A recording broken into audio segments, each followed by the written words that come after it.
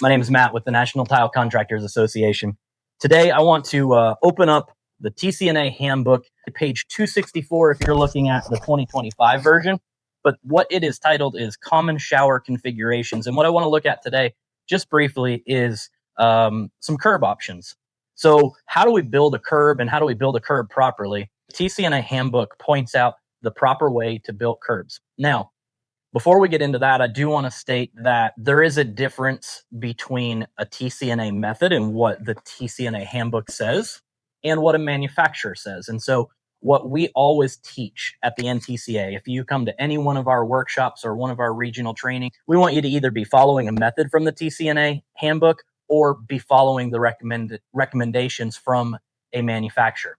So today we're going to talk about what the TCNA handbook says, and I'm going to leave it up to you to look at your favorite manufacturer and their options for building a curb. So let's take a look at some of the options that we may have. I've got my little mock-up here. This is going to be our bathroom floor on this side. So let's get ready for some tile, and we'll put some cement board on this floor. This side of our curb is going to be our shower. And so the very first thing we're going to do is add a pre-slope in there. And so there's my pre-slope. And then we're going to add, the next step would be to put our rubber membrane. Now, here's the thing. We don't want any nail penetrations on the top, and we don't want any nail penetrations on the inside of the shower. It is okay to nail this on the outside.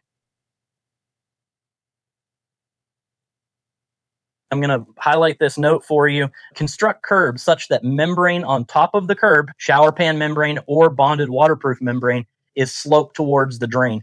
And so we always want the waterproofing. If water was to penetrate through whatever my tile or my stone is on top of the curb, if water was to penetrate that and make it to the waterproofing, we always want it to flow towards the drain.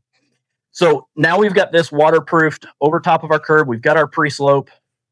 We could install a preformed foam curb like this, and you can simply cut this to fit, right? It's a little bit tall on this side. We could trim it up, maybe apply some thin set on the inside to take out any voids, fill in any gaps that might be there. Again, we can nail the outside. We don't want to nail the top or the inside of the curb.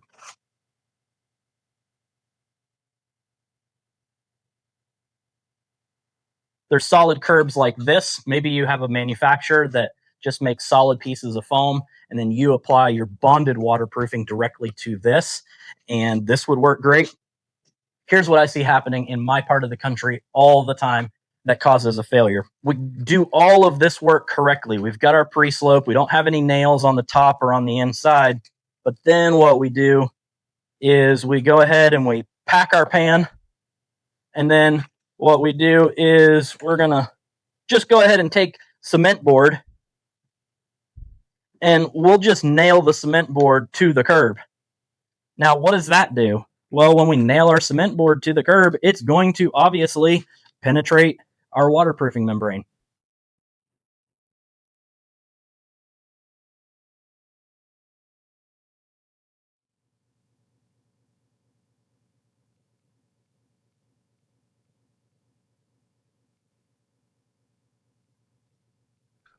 Here's the alternative.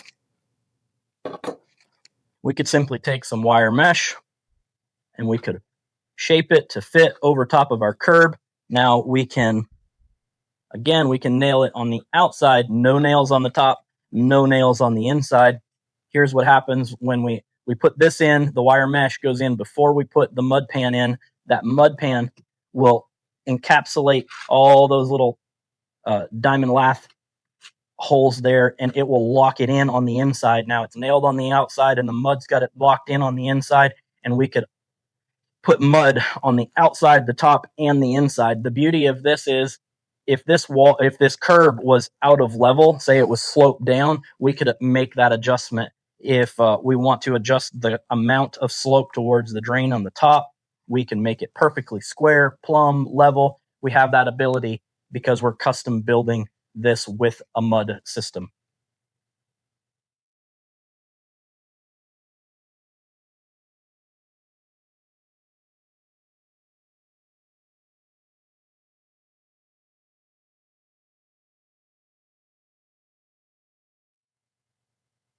So when you are building your next shower, specifically your next curb, I hope that you are doing one of two things. You're either following a method from the TCNA handbook, or you are following the instructions from your preferred manufacturer. I hope that this information is helpful for you today, and I look forward to seeing you out on the road at one of our upcoming training events.